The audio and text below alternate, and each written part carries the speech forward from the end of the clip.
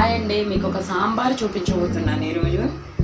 ఈ గ్లాస్తో 2 కప్పుల పప్పు తీసుకున్నాను. 2-3 సార్లు మంచిగా వాష్ చేసి పెట్టుకోవాలి. దీనికి వచ్చేసి 2కి డబల్ 4 గ్లాసెస్, కాకపోతే ఇది సాంబార్ కాబట్టి 5 గ్లాసెస్ తీసుకోండి.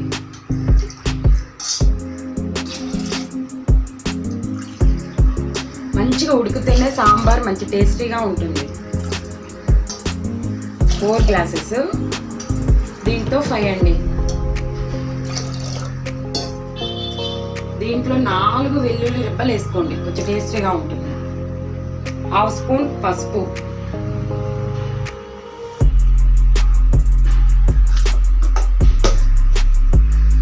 ఇప్పుడు వచ్చేసి స్టవ్ వెలిగించుకొని కుక్కర్ పెట్టేసేయండి.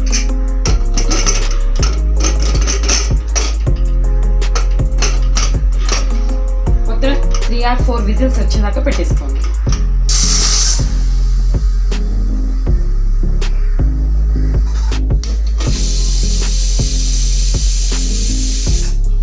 రెండు పావులు ఆయిల్ తీసుకోండి.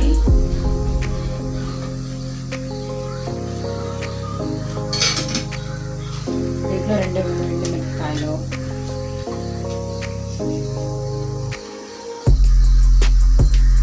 కొంచెం 1 స్పూన్ ఆవాలు, 1 స్పూన్ జీలకర్ర, 1/2 టీ స్పూన్ మెంతులు ఎక్కువ వేసుకోకండి, చేదుగా ఉంటుంది. ఫస్ట్ ములక్కాయలు లావుగా ఉన్నాయి కదా, ఉడకాలండి.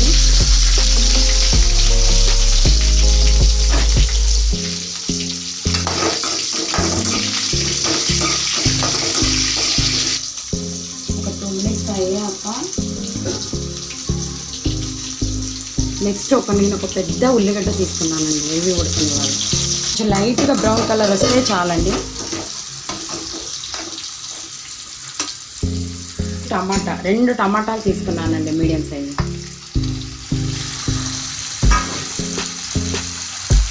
కొంచెం లైట్గా మగ్గనివ్వాలండి దీన్ని. ములక్కాయలు, టమాటాలు, ఆనియన్స్ అన్నీ ఉడకాలి.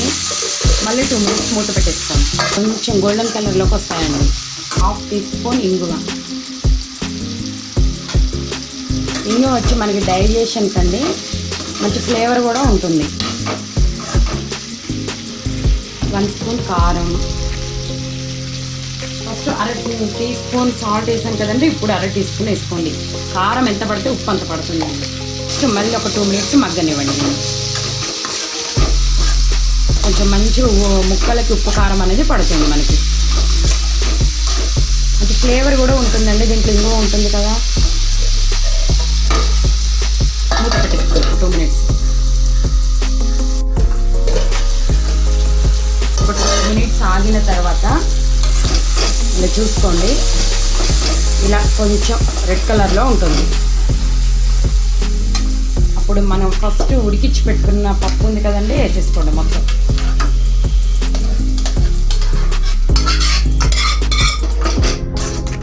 దీంట్లో వచ్చి 1 నిమ్మకాయ సైజు చింతపండు అండి, నేను పిసికి పెట్టేసుకున్నాను. ఇది బాగా తిక్కుగా ఉంది కాబట్టి కొంచెం వాటర్ పోసుకోండి, మీకు తగినంతగా. మరీ నీళ్ళు ఎక్కువ పోసుకున్నా బాగుండదండి. ఇంకో బౌల్ వాటర్ కూడా పోసాను.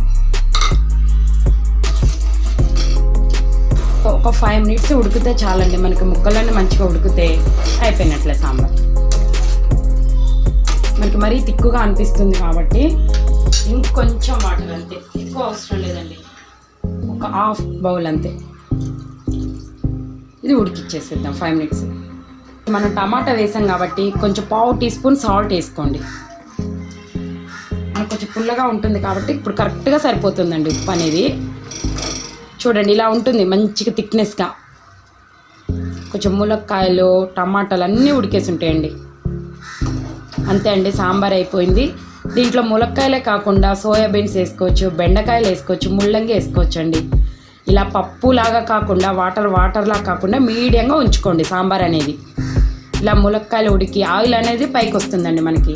ఇది దోశ, ఇడ్లీ, ఇంకా నెక్స్ట్ వచ్చేసి పొంగలు, అన్నానికి అన్నిటికీ బాగుంటుందండి. ఇక ఇలా ఉండాలండి.